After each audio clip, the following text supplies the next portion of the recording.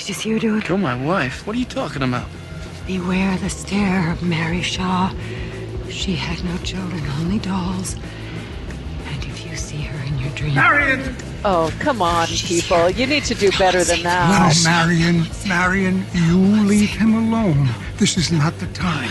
What's she talking about? I'm sorry. Why is he Amy. saying what's she talking about? doesn't know He what knows she's that saying. verse. Come.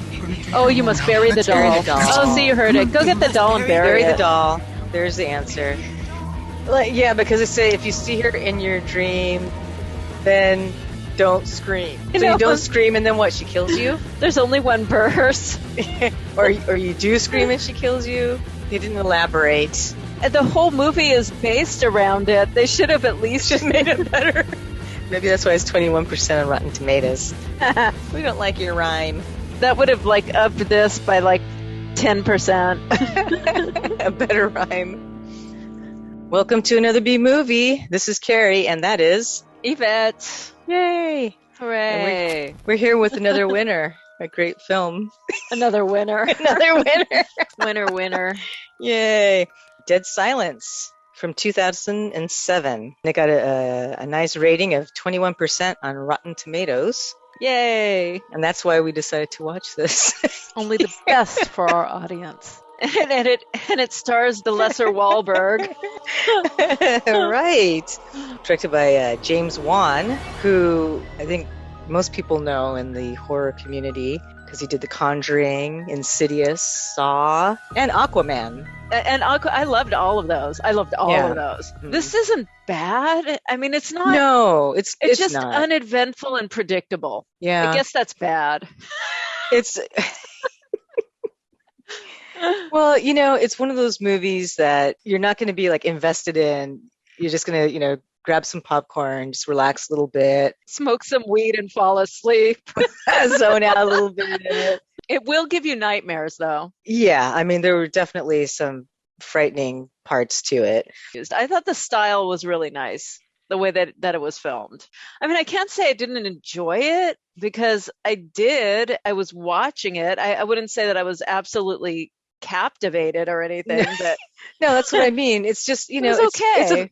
It's okay. It's a fun little movie. When you want to watch something scary and not too heady. If you're not that into horror, this won't scare you that much. So watch it with Granny and the kids. Granny and the kids. Oh no, I don't know. Granny might get insulted by the way they portray another Granny in this. I don't know. Was she supposed to be a granny? All her children were her dolls. Her little ventriloquist. It's like my life. All of my dolls are my children. My dolls are my children. I love everyone. This is very autobiographical for me. Oh God!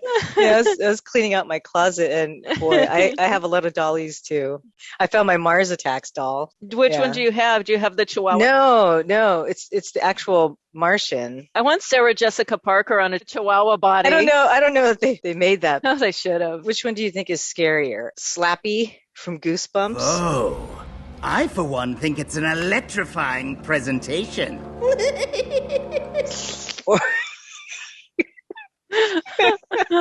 the dummy in this movie who looks like Charlie McCarthy. I mean, this one's not that scary. I mean, he really just looks like Ted Cruz or doll just looks like a pasty Ted Cruz. You share what it was like growing up in our family.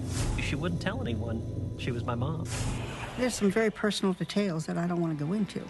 When I was a little boy, she used to let me, when I was 2 and 3 years old, pull her hair, ripping clumps out of her hair. He's like a cross between Charlie McCarthy and Slappy from Goosebumps. What he looks like. I don't know. They could have maybe changed it up, made him look a little different. I mean, all ventriloquist dummies are pretty scary, regardless of how similar they all look. Did you ever have one? I mean, this is a ventriloquist dummy. I did have one. That phase didn't last long. I remember getting the Mortimer Snurd dummy when I was a kid. My cousin had Charlie McCarthy. I don't know. It was kind of fun when we were kids. Do not use my lips. I was not destined to be a ventriloquist. That's Charlie Brown. I could do Charlie Brown parents. Oh, good grief. That's what you need, like Charlie Brown dolls. I don't know. There's always something creepy about ventriloquist dummies, though. What was that movie? Was it Magic? Magic, yeah. That dummy was a little creepy because it looked like the actor. What was his name? Magic with Anthony Hopkins. Yeah, and it looked like him. That's what was so creepy. I want an Anthony Hopkins ventriloquist dummy. Oh my God. That would be scary. That would be. I would just have it sitting in my living room, keeping me company. So there's always something, kind of creepy about those. Come play with us. Creepy dolls. So he did Annabelle also. Creepy dolls. Yeah. Expert. Annabelle. But I guess the original doll was a Raggedy Ann doll. From the For Real. From the For Real people, it was just a little Raggedy Ann doll. It was, yeah, I don't know. Well, that's not very cool. Scary. It's not that scary. No, Raggedy Ann dolls are not that scary. No, not at all. So I guess that's why they changed it Well, up. you need a doll that's eyes move. It looks like the bad seed. A ginger bad seed. It's blonde. No, Annabelle is like strawberry blonde hair. Not blonde, not like Nordic. Oh, I thought she was all blonde. I thought she was, maybe that's the Mandela effect. We're from different time portals. Oh, shit. And in my world, she has reddish hair. She's evil. The doll that the Warrens had. The real doll. Yeah. Was actually a Raggedy Ann doll. That's dull. So I don't think I would be afraid of a Raggedy Ann doll. Possessed by demons. Can't move its eyes or its mouth. I know. Well, if it did, see if it was possessed by demons, maybe it did. I don't know. That would be scary. The world of antique dolls, dummies. Yeah, that needs to be a walk through Funhouse. Yeah. Oh, yeah. That's the one thing we were saying as we were watching this is that it would make an amazing walkthrough for Universal or Knott's Berry Farm. Or Knott's, yeah. Anybody who's putting together a walkthrough horror house, please invest in 101 ventriloquist dummies behind glass cases. That's expensive. That would be cool though. A dead silence walkthrough. I want that next year, guys. With an animatronic Wahlberg. No animatronics. The dummies would have to be a little animatronic because, you'd want their eyes to shift move. And maybe their mouths to open. They follow you as you walk by them. Oh, God. You want to play? No, I don't. Chucky's the ultimate, right? Chucky. He's not a ventriloquist dummy. No, but he's a doll, he's like Annabelle. A pull string doll. He's like Annabelle. That's a whole different genre. Was Annabelle a pull string? I don't know. It's like I don't remember. I think Annabelle is just like an antique doll. I think she's just like a porcelain doll. Pull string dolls, porcelain dolls, ventriloquist dummies, clown dolls of any kind. Oh, clown dolls from Poltergeist, the scariest thing ever. Clown dolls are always scary. I used to have this clown doll when I was a kid, and I just couldn't sleep if it was sitting like on my dresser. Yeah. I always had to put it in a drawer. Oh, God. I don't blame you. I would do the same. Clowns just always scared me. I know some people that collect clowns and they love them. Oh, I know someone who collects weird, antique, creepy-ass clowns. I just can't do the clowns. And she'll put them up in her room and not bat an eye. She's fine with it. Nope. No creepy clowns. Thanks. Okay, so how does this lousy movie start? Really, it wasn't that bad. Yay! I like the way it started. With the credits, they're showing like all the old timey pictures and the ventriloquist. She's an older lady who looks like someone's granny. It's showing her schematics, how to create these dummies, the drawings, the perfect ventriloquist doll, and the way the drawings are. It's like you said before. It's almost like anatomical drawings. The style, the way it's stylized. Yeah, the first part was really nice. The old-timey film grain with the schematic drawings of the different dolls and how they were built in all the old photos. And the fact that it's a woman who is creating all of these, and you could see her little lady hands, and you think, that's kind of cool that she's the one carving these. She's the one with the talent. And because usually when you think about ventriloquists, it's always men. I don't know, I thought that was kind of cool. I don't know of many female ventriloquists? I'm sure there is. There's gotta be. I mean, ventriloquism isn't a big thing these days. Oh, hell, it is. There's the Really? ventriloquist con. No. Is there really? You've been to it? I don't think so. It's a thing. You know what? It I could bet be a you thing. right We now, don't know. I look it up, and there is a there ventriloquist probably con. is. Where's the convention? Let's go. They have enough dolls. They can put together a walkthrough. Please do. We want that. I bet you there is. I'm going to have to look that up now. Should I look it up now? Yeah, why not? Oh, there it is. No way. You're Venthaven right. International Ventriloquist Convention. All right, man. Click on it. There you go. There they are. Holy crap. Oh, there's kids. Save the children. It's not all kids. No, it's not all kids. There's just Okay. all sorts of creepy dolls.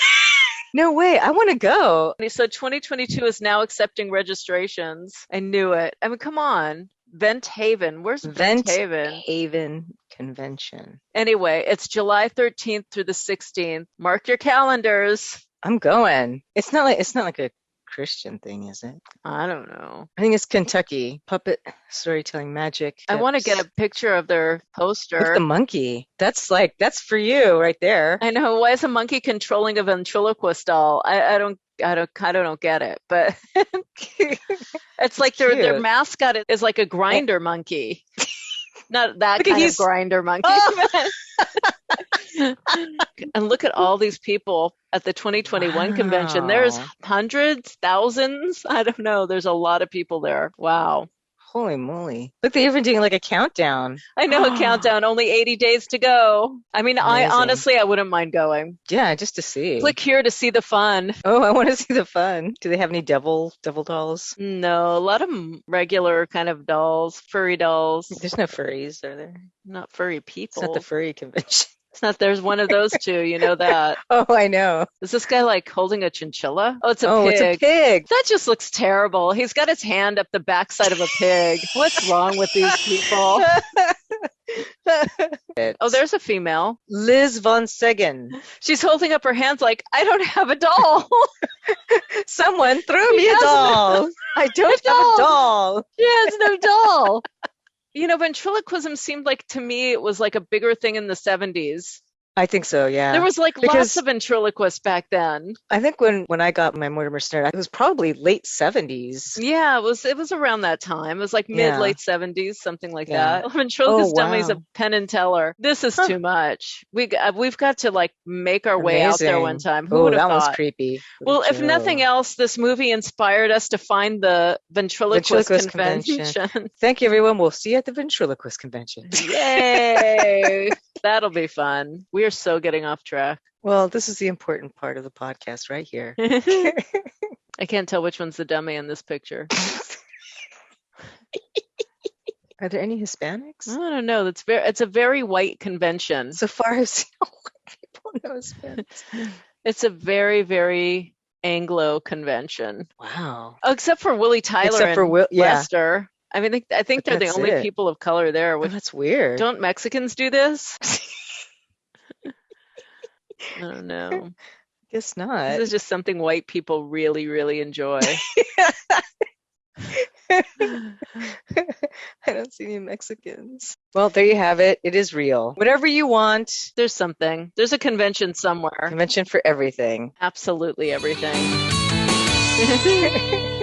Back to Dead Silence. So it starts off great with all of the images, construction, drawings of the dolls, and it's in grainy film. Then we jump to this young boy and his wife. And they're just having a normal evening at home. And there is a knock on the door. They open the door to find a big box. What is it? I don't know. It doesn't even say where it's from. Well, there's one way to find out.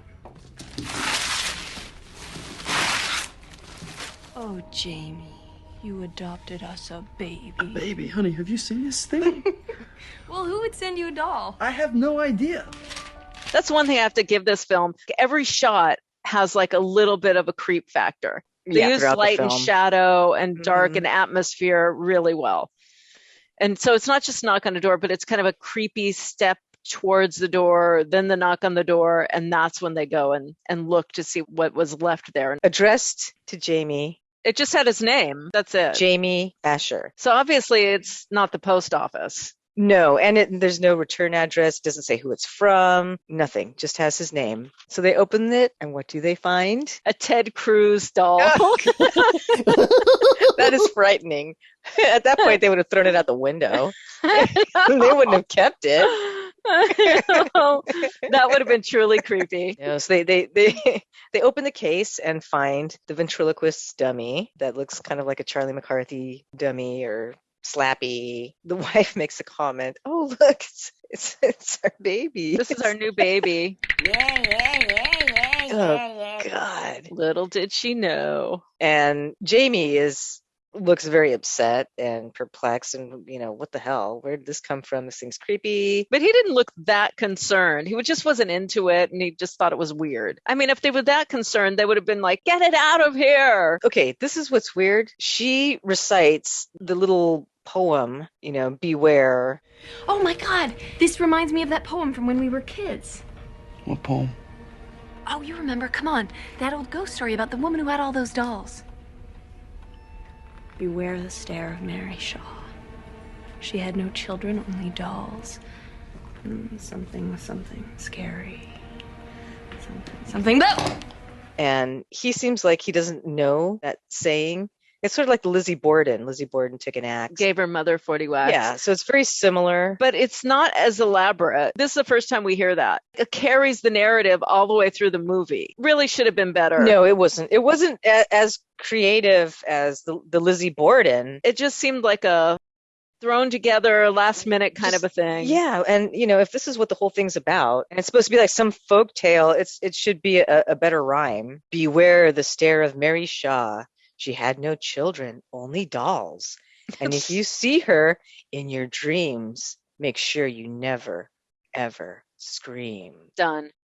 Or she'll rip your tongue out at the seam. But they never said the last part. Maybe they should have. I know. They should have said that. That makes it scarier. That actually does make it scary. But you know what? They never once said the entire thing. They never said the entire thing. Now I'm pissed. That would have made a huge difference. Because I don't recall ever hearing that last phrase. No, they never said that last phrase. And if they had said the last phrase, then I guess it would have given away everything, though, anyway. But you know what? That would have been fun. You do learn, like at the very beginning, that the tongue gets ripped out. The saying, the rhyme it's not that great. It fell flat because they never finished it. Right. They should have just finished it. So she mentions the phrase. And why does she know it and he doesn't? Exactly, when he's from that town. He's from the town where all of this stuff happened. They're having a romantic time at home. And, they're a young couple. They're just thinking about having children. And so that's why she'd mentioned that it's their child, because they've been trying to have a baby. They want to make a little family. And they're cute together. They're very cute. They're totally cute. And so he goes out to get Chinese because they're starving. The dolly and her are left alone. And everything starts to happen pretty quickly. I love the way that they introduce the horror element. All of a sudden, slowly, all of the audio sounds start to fade away. Jamie?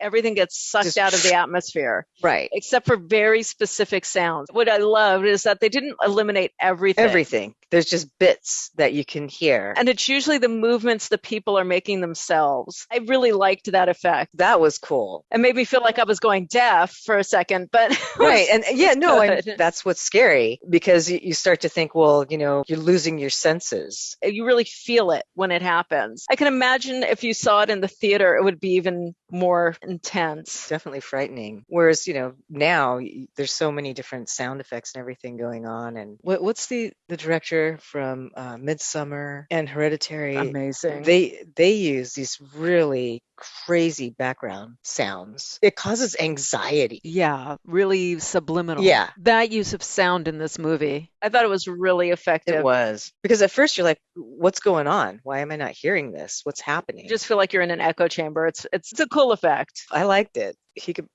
probably use again in other Yeah, it was totally because cool. It really did what it was supposed to do. He used sound really well in The Conjuring also. It's like that moment in The Conjuring with the hand clap. All of a sudden everything goes pretty silent, and then all of a sudden you hear that clap. So the wife, she's alone now, and that effect happens where all the sound is kind of sucked out of the room, and then you hear the scampering of little wooden feet. I don't know what it was, and laughing of a maniacal doll. I don't know.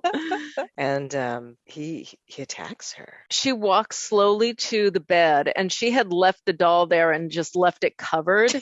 Like a ghost under the sheets. Make it even scarier. Like if I had a doll that was kind of semi-child sized, I wouldn't put a sheet over it and have it sitting up there in my bedroom. I'd throw it in the trash. I throw it out the window. I know. Out the window it goes. Give it to the dog. I know. Oh, God. So she's creeping up to this thing that looks like a ghost. She drags the sheet off of it, and then she starts to vomit blood.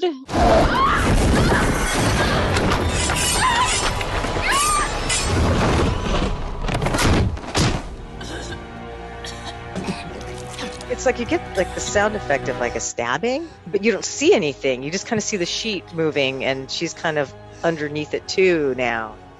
Right. Like the sheet has a life of its own. And then she's on the floor, and you see blood coming out everywhere. She's vomiting blood, and you don't know why. Right, because you don't really see what happens. And then her husband comes home. He comes home, and of course, he's horrified and devastated. He finds her body. It looks like the bottom part of her mouth and chin are gone. And there was this big gaping like a black gap. hole in her mouth. Right. Where her tongue used to be. She was missing her tongue. It was removed. And so he's the number one suspect. The police show up, and Minor Wahlberg shows up. Donnie Wahlberg. He goes completely CSI on him. Totally. You know what it was? Your mistake. It was the rose. Yep. Boy, I'll tell you. If I had $1 for every time some guy gave his wife a rose on the day that he, like that's an alibi. You're the number one suspect. Your fingerprints are everywhere. No one broke into the house. So what's your story? And then he shaves. And then he takes out his electric shaver. That was weird. I don't get that. I guess it was supposed to be a quirk of his character, but or his facial hair just grows like Rip Van Winkle in 2 seconds. He would have a full beard if he didn't keep shaving. So bizarre. It was bizarre. But they let him go. Because they don't really have any evidence so far, although he was the only one to see her. So he goes back to their apartment, and he's looking at the case that the doll came in, and he notices a little rip on the inside of the box. He tears a little bit more of the cloth, revealing the name of the ventriloquist, Mary Shaw. Billy. Oh, Billy's the name of the doll. And then also where her theater was. And he should know because that's where he grew up. I'm sure his father told him about Mary Shaw and Billy. Right. I know. So that was just a little far-fetched. It's like, wait, why didn't he know this already? But okay. And then he goes on the lam. He goes back to his hometown, to Raven's Fair, to try and figure out what happened, who sent him the doll, why is his wife dead, what's going on here. So that's when he heads back home. An old little quaint town. It's actually not quaint. It looks like it's been totally decimated. It's like a ghost town. It is. The whole town looks like it's falling apart. All of the shops are closed. And there's this one guy sitting on a bench top reading a newspaper. That's the only guy in town. Right. You don't see kids running about. Shops are closed. It's just, there's nothing there anymore. It's a dead town. And he drives all the way deep into the woods, past the dilapidated Main Street. He goes to his house. To his dad's house. It's this huge estate. Right. So obviously he comes from money. Yeah, he comes from a wealthy family. And the woman who answers the door is his stepmom. Very pretty blonde young woman. Looks like his age. Or even younger. Jamie! Oh, I'm so sorry for your loss. But I'm so glad to have you home. Oh, my lord, you must think I'm so rude. We haven't even been introduced. I'm Ella. Well, I guess I'm your stepmother. So it was weird, they're hugging and she's, I'm so sorry about what happened, blah, blah, blah. It's so good to see you, like they've known each other for years. Right. But she's never met him before. The new wife. She makes a comment. Thanks. There's some things that you need to know about your father. I know everything I need to. Ella, what's the matter with you? Your father won't fight you, Jamie. He doesn't fight anyone, not anymore. Your father doesn't fight anymore, because apparently before he was an a-hole. Either verbal, physical, we don't know. So he doesn't have any fight left in him anymore. No, he does not. So he goes up to talk to his daddy and stepmom in the drawing room. I came to ask you something. Do you remember when I was a kid, Mom used to read me a poem? Do you remember what it was? What poem? Beware the stare of Mary Shaw. She had no children, only dolls. And if you see her in your dreams... Be sure you never, ever scream. Well, you know it. It's just a scary poem parents would tell their kids to keep them in line. No, it's more than just a ghost story. And the adults believed in it as well. We live in a small town, Jamie. Small minds breed small-minded superstitions. The dad he does not look right. And he's very pasty and gray. Daddy does not look well. At all. And he's in a wheelchair. And, he has like a little oxygen mask and then she removes it and he's talking. And she stands dutifully by his side. Right by his side. A little bit behind him. A little behind him with her hand on his back. Yeah, and we're getting the feeling that something's not right. And so we start to kind of put things together a little bit. The minute you see that, you're like, okay, I know where this is going. He's a dummy. He's a freaking dummy. That's what we said right away. Her hand's like right behind him and she's just standing there like looking all weird and he's all pasty and he has a gray pallor.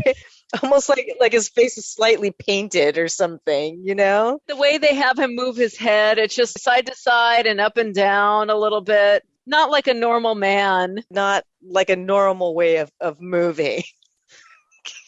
That's why he doesn't have the fight left in him. He has no fight left. He has nothing left in him. He literally has a stick up his ass.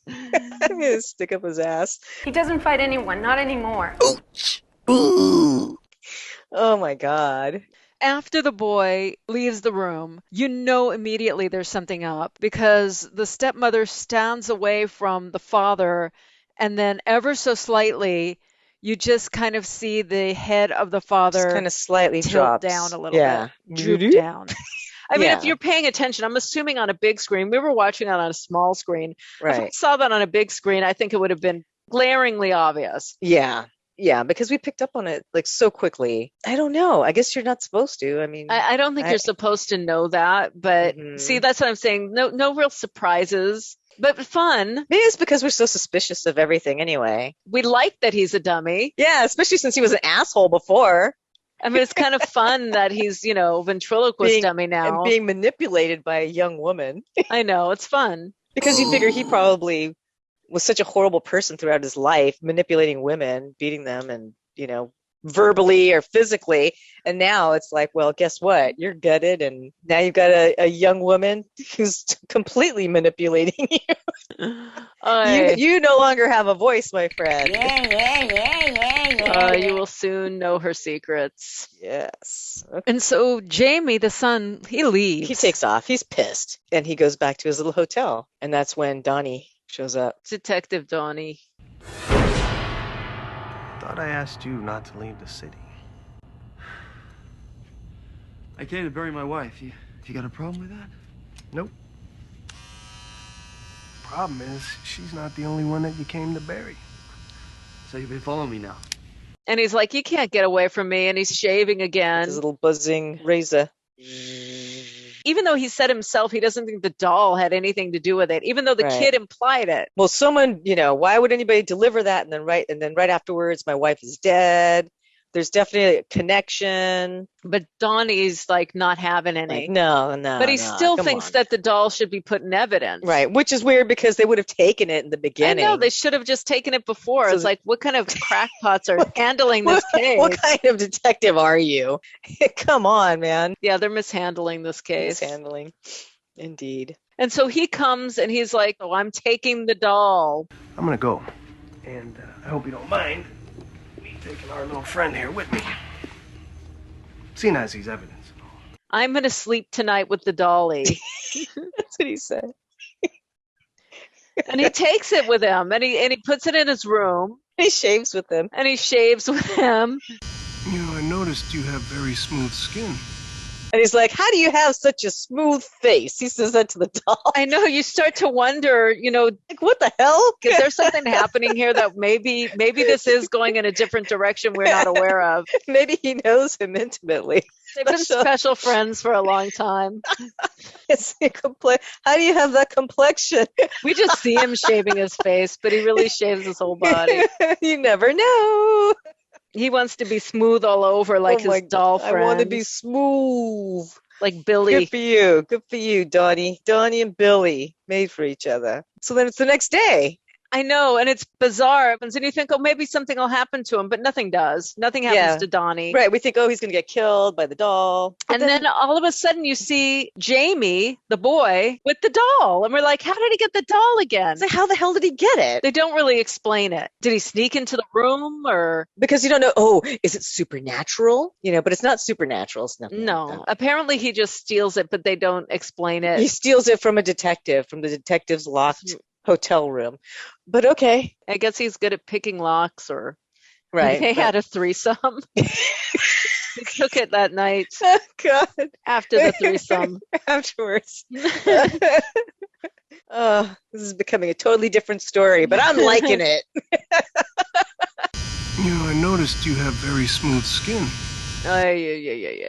Yeah. So he has the doll and he goes to the mortuary. It's a family mortuary. So Henry the mortician, it's an old family friend, small family run mortuary. He tells him that he's going to go ahead and take care of his wife's services. This is the first time you see Henry's wife. She doesn't really have any impact on the story, but it's just like a quirky character that you run into.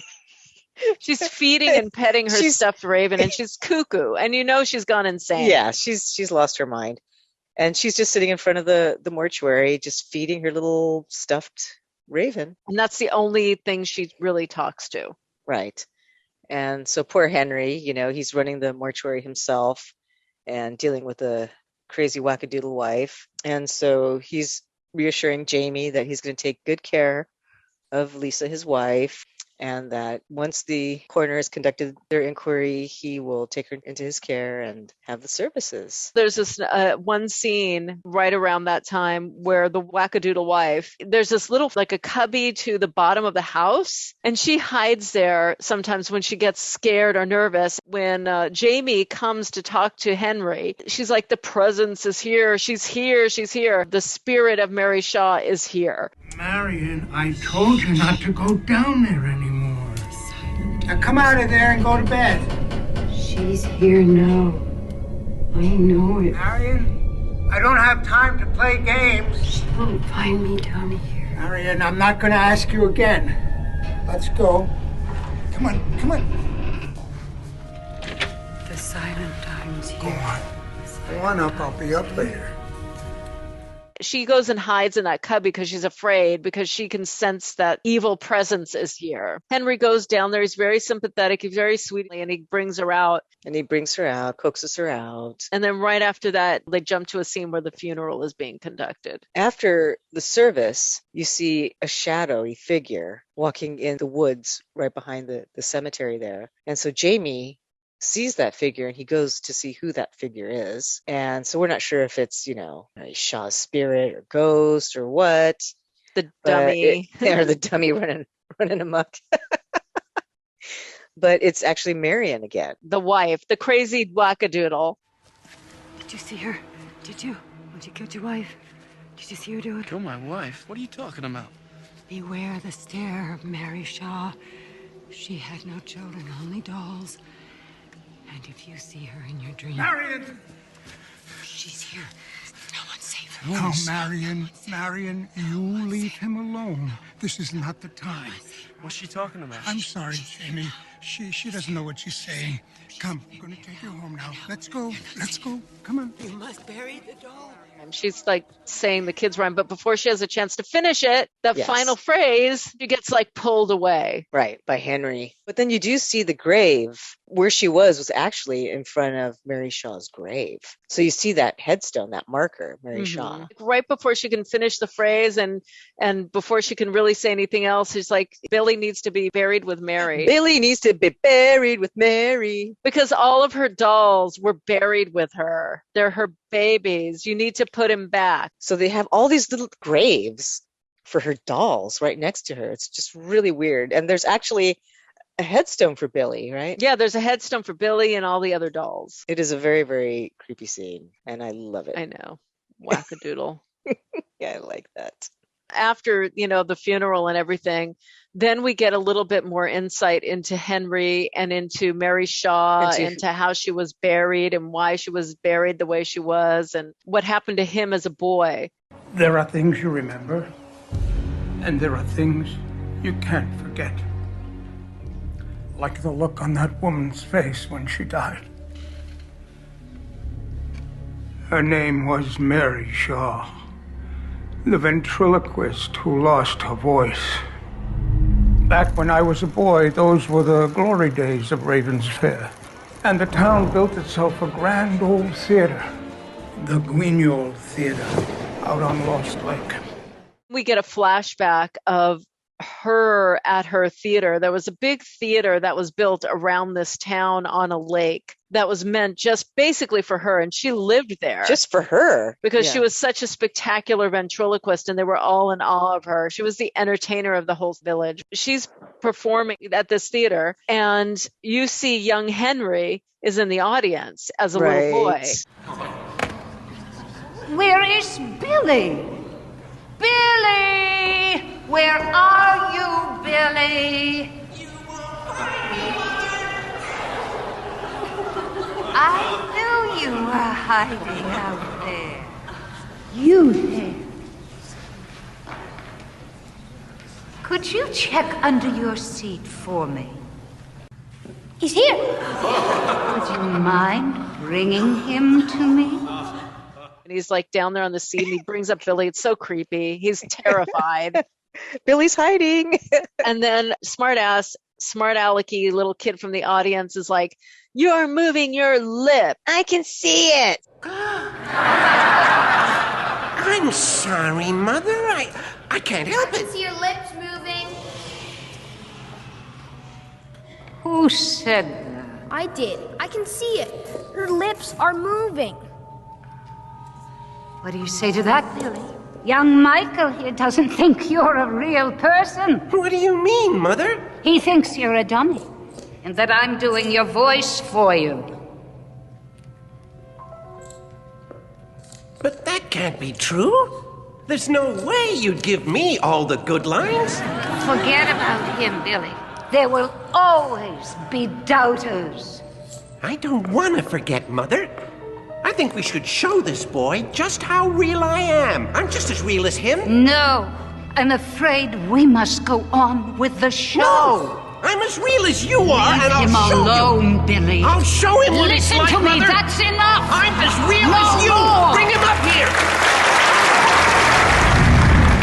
Says a ginger snap. Mr. Ginger Boy. Little punk in the audience, Yes, giving her a heckling hard time, her. heckling her. She gives him the evil eye. And we're thinking, oh, this boy is in trouble. She's not happy with him. And she's an older lady. It's like, I'm too old for this crap, ginger snap.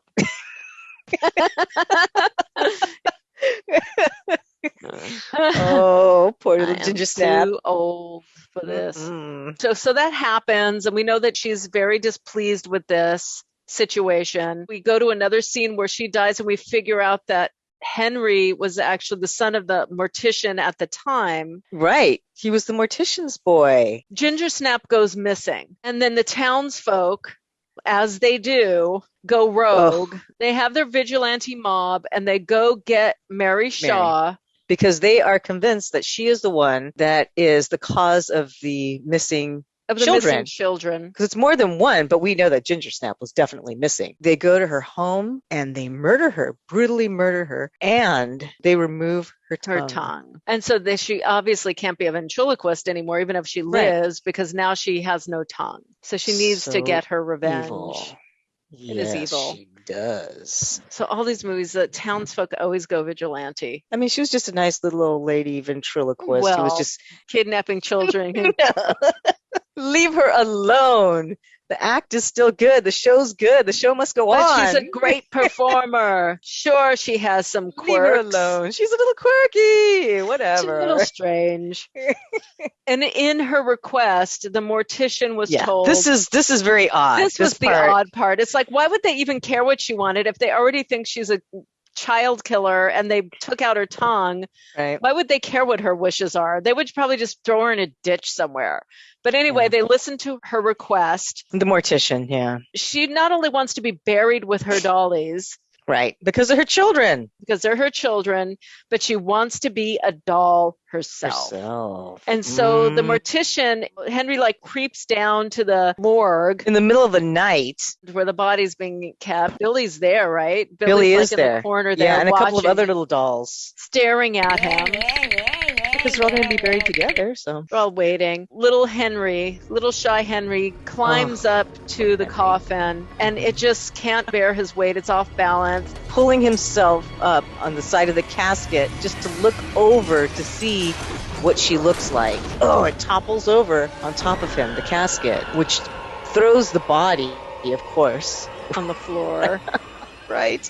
And his dad hears the noise and comes down and sees poor little Henry underneath the casket. Little Henry starts seeing a vision of the old lady standing up with her crazy ventriloquist mouth all opened up and her eyes are all funky. She's like, ah! And you can see the lines on the side of her mouth to make it look like she's a ventriloquist dummy. It's like a psych fest, It's like she's up and walking around and it's terrifying him. And then the father comes in and then everything's kind of like back to status quo and she's lying on the floor. Henry, are you all right? Ever since she was buried, Raven's Fair has been plagued by death. And so we get a little insight into what happened to Mary Shaw and why she doesn't like the townspeople. So Henry is telling him the story, and then Jamie finds these pictures that I guess the mortician had kept. What was happening to a bunch of the families that had been part of the vigilante group. Yes, he is explaining that to Jamie now, the whole story and how most of the town was murdered and they would find their bodies with their mouths agape. Yeah, and their tongues missing. Families murdered.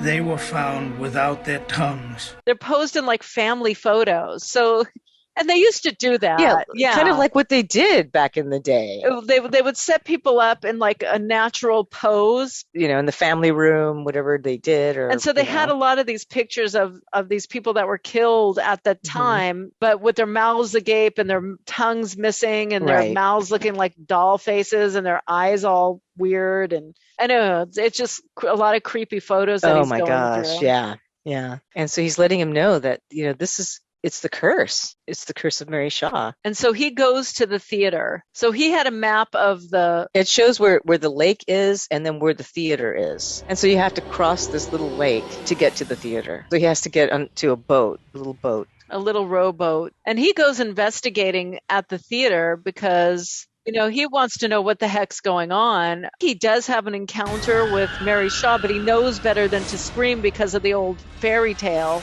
And he makes sure that he doesn't scream. He holds his mouth and doesn't scream. Right. He also finds a lot of her drawings. So a lot of her old books. He finds her drawings. He finds her drawings for the perfect doll. Right. He finds all this stuff. But he leaves Billy with Henry. With Henry and Henry's wife. She says she has conversations with him. Say something. Why have you gone so quiet? I'm putting you back where you belong. He talked to me. He talked Stop to me. it! He did. He talked to me. He talked to me. He's been telling her something. He's whispering to her. She has a new friend. She doesn't just have to hang out with her The raven. They're sitting in the parlor together. In the parlor. And she's just sitting there talking to him, and Henry's like, what the hell What are is you going doing on with here? that? He needs to go back into the grave. And so he's going to take him. Marion disappears. And Henry thinks she's under the crawl space again. He thinks, oh my gosh, she's under the house again. Goes into the crawl space looking for her. And he's got his flashlight, and it looks like he sees her back there. He sees some movement. And so he's trying to coax her out under the house, looking for her. And you see a little shadow behind the door. And boom, the door gets shut behind him. And so now he thinks, oh, Marion shut the door behind me. And he's calling for her, and Henry's hitting the door. Marion, let me out, let me out. Marion, open this door, please. Marion. Hello, Henry.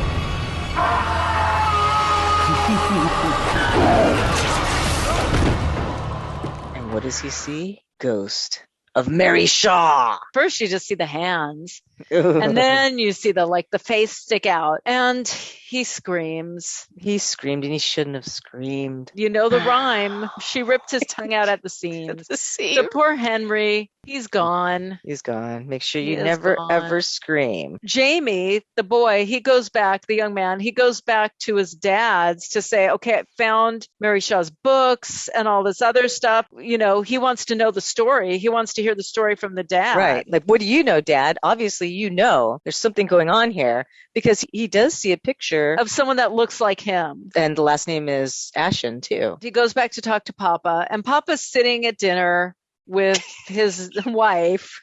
Having a delicious soup. And she's always so good to him. She's right there next to him, right by his side, with her hand on his back again. He's practically sitting in her lap.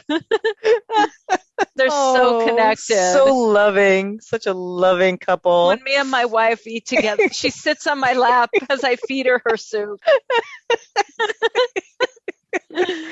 She's that close to him, feeding him his clam chowder. And the best thing is that he can speak while he's eating the clam chowder. And she's drinking a glass of water.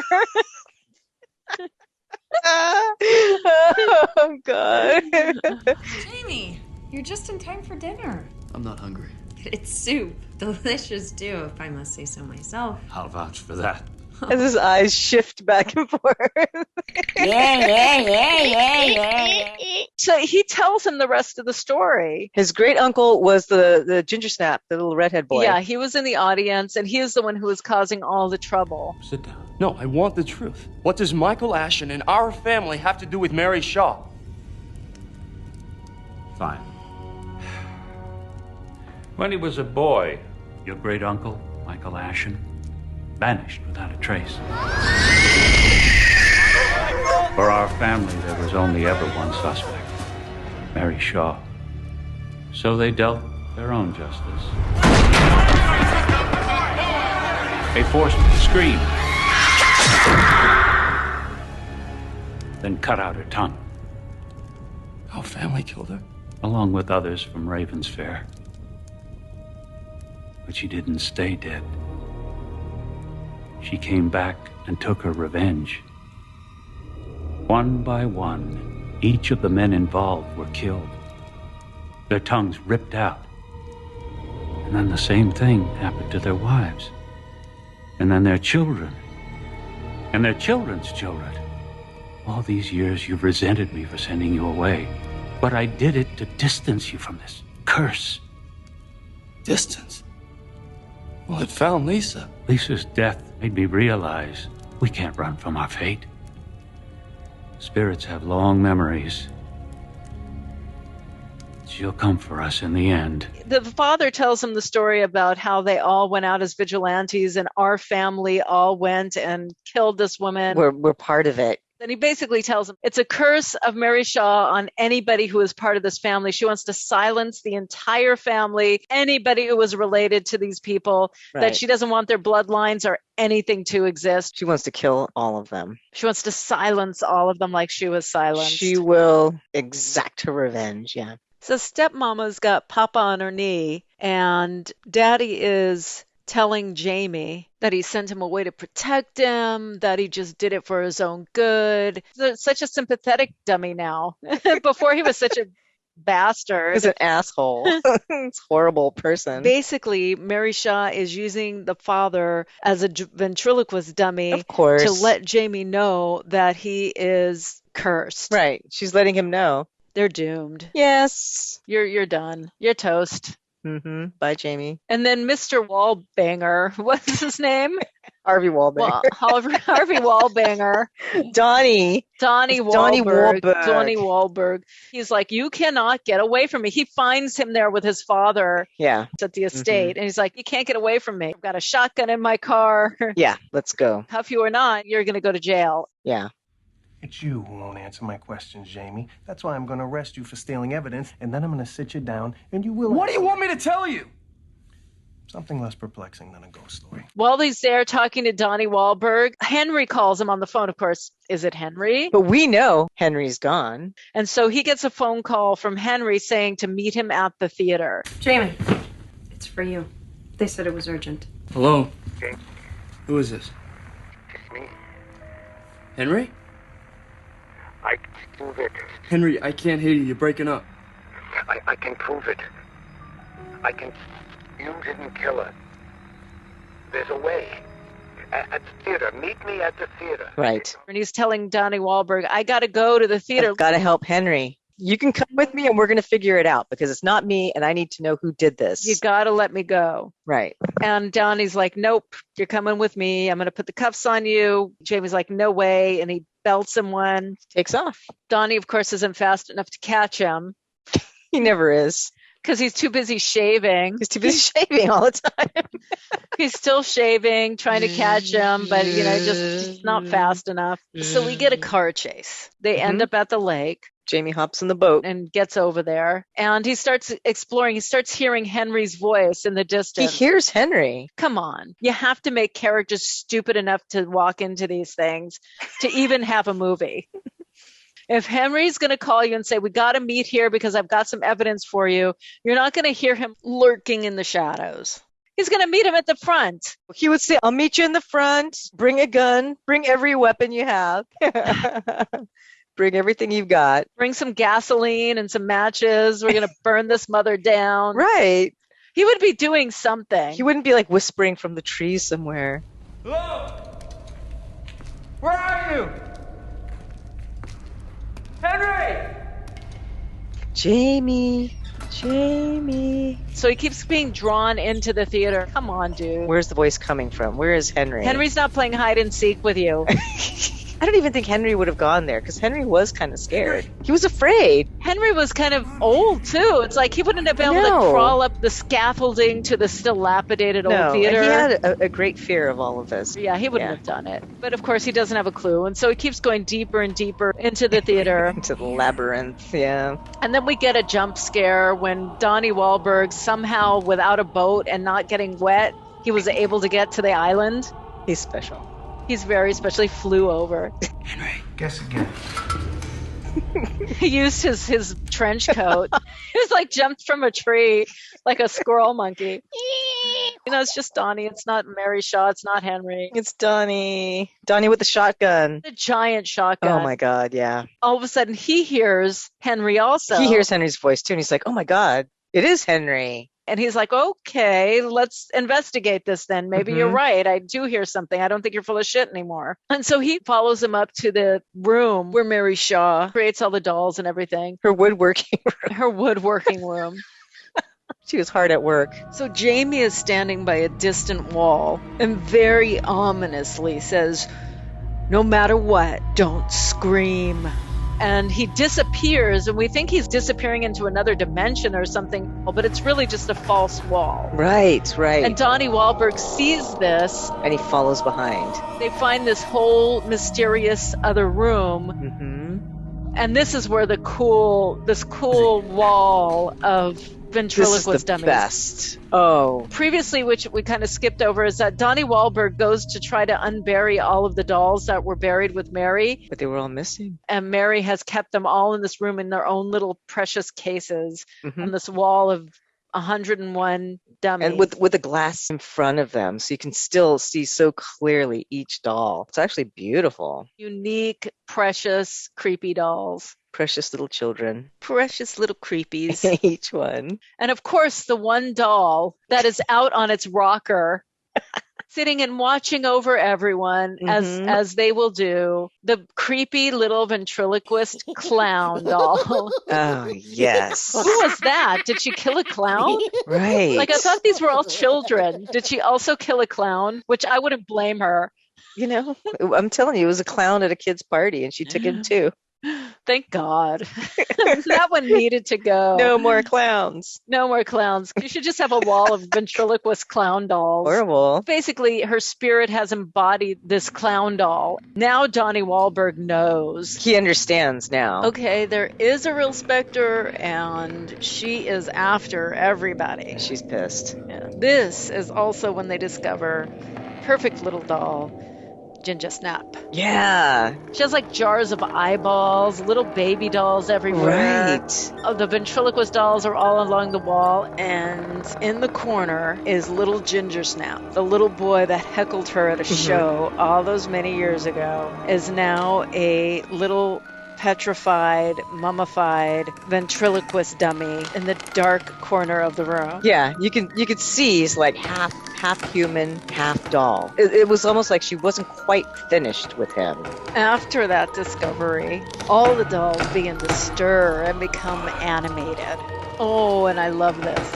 All the dolls in synchronization all start to turn one at a time, looking towards something. Moving their eyes. So they're all looking at something, and then Donnie and Jamie are like, what the hell is going on, and what are they looking at? What is going on? And there we see, rocking back and forth in the chair, creepy clown doll. Really horrible looking. You'd think it's going to be Mary Shaw, but it's clowny. Her spirit inhabits these dummies that she created.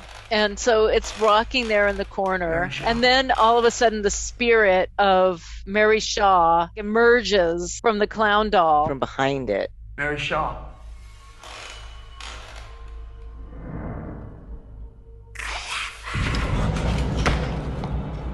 Who's there? Show yourself. Come on. What do you want? To silence all those who silenced me. Is that why you killed Michael Hashim? So hard to construct the perfect doll. Wahlberg sees this and shoots at the doll. Don't scream.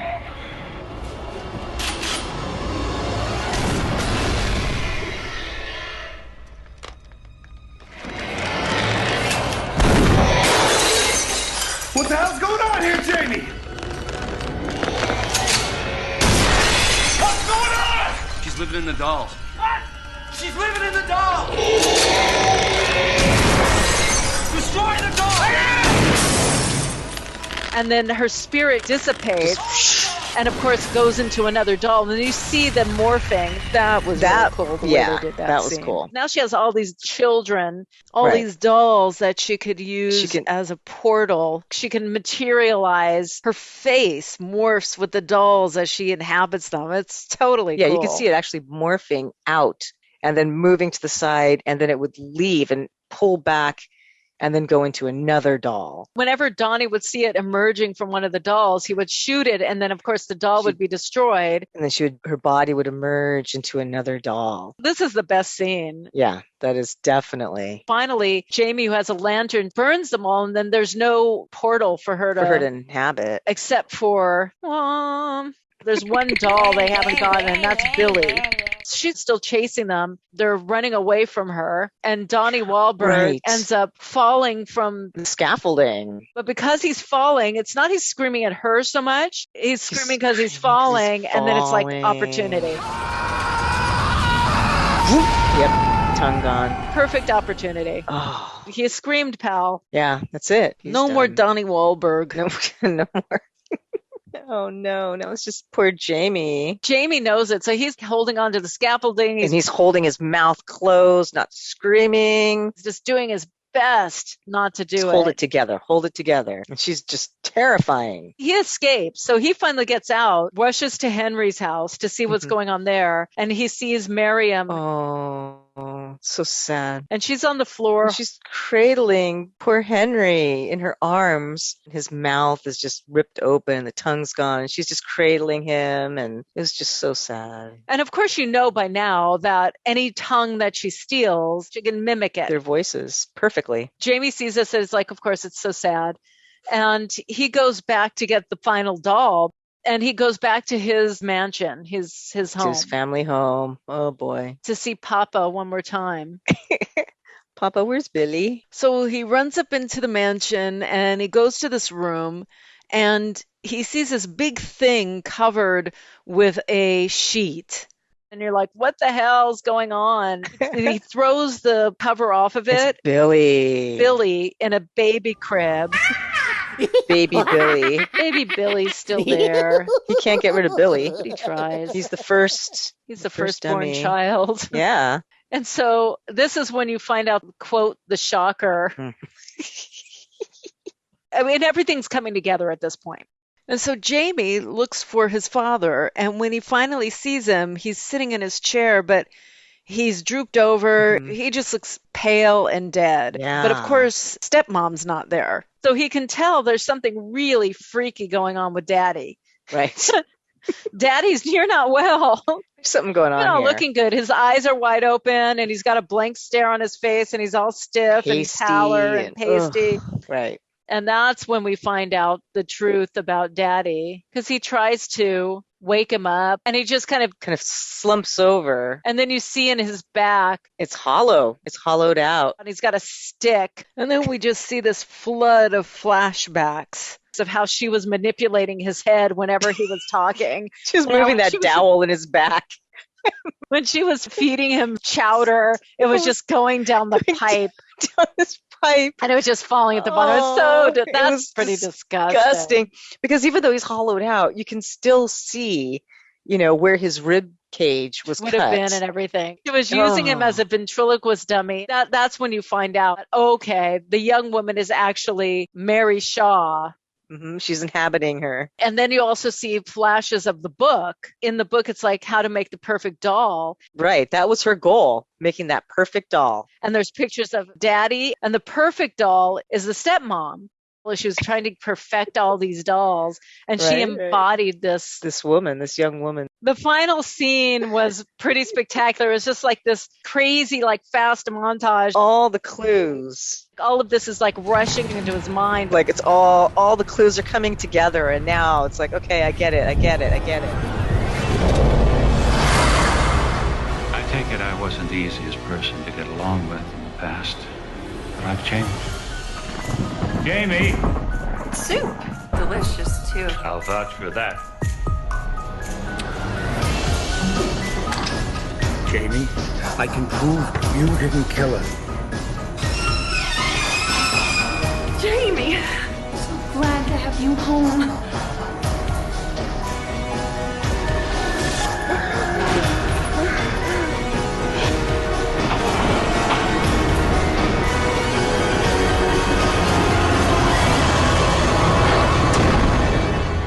He just can't handle it anymore. He's staring at the stepmom who's right behind him, and he turns around and looks at her. And she says, "Now, who's the dummy?"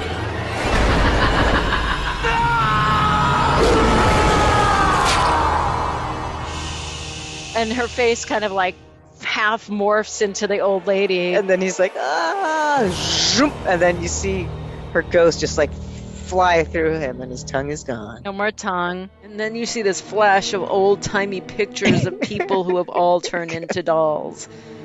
So she got her revenge. Like, you know, that's the one thing about this is that Mary Shaw gets everyone. Absolutely everybody dies. The whole town. In the whole this town's movie. Gone. Yeah. Everybody's gone. Oh, except for Miriam and the Raven. Because Miriam her family didn't go after her. And maybe she doesn't have a tongue. I don't know. She does. She was talking. Yeah, I guess it wasn't her family. So her and the guy with reading the newspaper are the only two in the town. In the dilapidated town. Those are the only two people left. Everybody else died. Everybody else Even Wahlberg died. Yeah. He wasn't one of them. He just happened to wrong place, wrong time. Yeah. So, So, like I said, not completely unentertaining. Definitely worth watch. I would watch this again. I'd watch this a few times. Yeah, I'd watch it again. It's one fun. of those things that you just kind of want to have playing in the background. In the background, exactly. While you're having a nice dinner. Clam chowder. When you have friends and family over. Over for clam chowder. Over clam chowder. You just want to play in the background. Yes. The thing about it is that even though you knew where it was going, you liked it's like going on your favorite ride or on a roller coaster. It's like you know where it's going. It's still thrilling and it's still entertaining. Yeah, it was fun. I enjoyed it. I think it's worth more than 21%. I do. Tomatoes. Critics gave Night of the Comet like 79, and they gave this 21.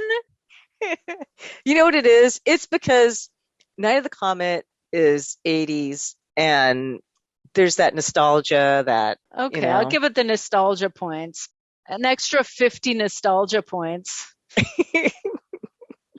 It was our time, the 80s. I know. I mean, I liked that too. I think this probably could have inched up a little bit higher than 21%. It wasn't horrible. But I definitely think they should have added that last line. Oh yeah, that would have made a huge difference if they had started from the very beginning with the entire rhyme. Little murder rhyme, yeah. Beware the stare of Mary Shaw. She had no children, only dolls. And if you see her in your dreams, be sure you never, ever. Huh? I think it would have gone up to at least 50%. Yeah, if you haven't seen it, watch it. Yeah. It's worth watching. It is. Just for the acting. The woman who played Mary Shaw, she was great. Her name is Judith Roberts, and she was in Orange is the New Black. Oh. That's why she looks familiar. Oh, I was wondering. Yes. Okay. She was in Eraserhead. I know who she is, yeah. I mean, I couldn't tell with the makeup and stuff. She's always in shadow and stuff. Yeah, and one of my favorites, I don't know if you've watched the Nosferatu series. Oh. It's from the novel by Joe Hill, Nosferatu. Absolutely. Oh my gosh. Yeah, I love that series. She was in it. She's done a lot. Yeah. She was perfect in this. Absolutely. Perfectly cast. The thing is about it is it's like nothing's bad about it. The casting's good. The directing's good. The cinematography's good. I mean, the storytelling's fun. There really isn't anything I could say was flawed about it other than things could have been not maybe so obvious. But even with that, it was a fun movie. The actors were good. The storytelling was fun. The sound effects were really good. The effects, the visuals were fun. Yeah, because sometimes they would even come up with like different visuals where you're looking through his eye. Yeah, that's the one I was thinking of. I liked it. Me too. It was fun. It's no Demon Witch Child, but oh, horrible. Hey, if there's a movie you'd like us to watch or review, let us know. Find us a ventriloquist convention you want us to attend. If you want us to attend, we'll go. What the heck? Why not? Oh, hell yeah. Email us at anotherbmoviepodcast@gmail.com. You can find us on Instagram, Facebook, Twitter, Another B Movie Podcast. Find us. Let us know what you think. Give us a nice review. Rate us on Spotify and iTunes. And thanks for listening, guys. Namaste. Namaste. We are so peaceful. Namaste. Oh. Yay! Another one in the can. Hooray. Cool.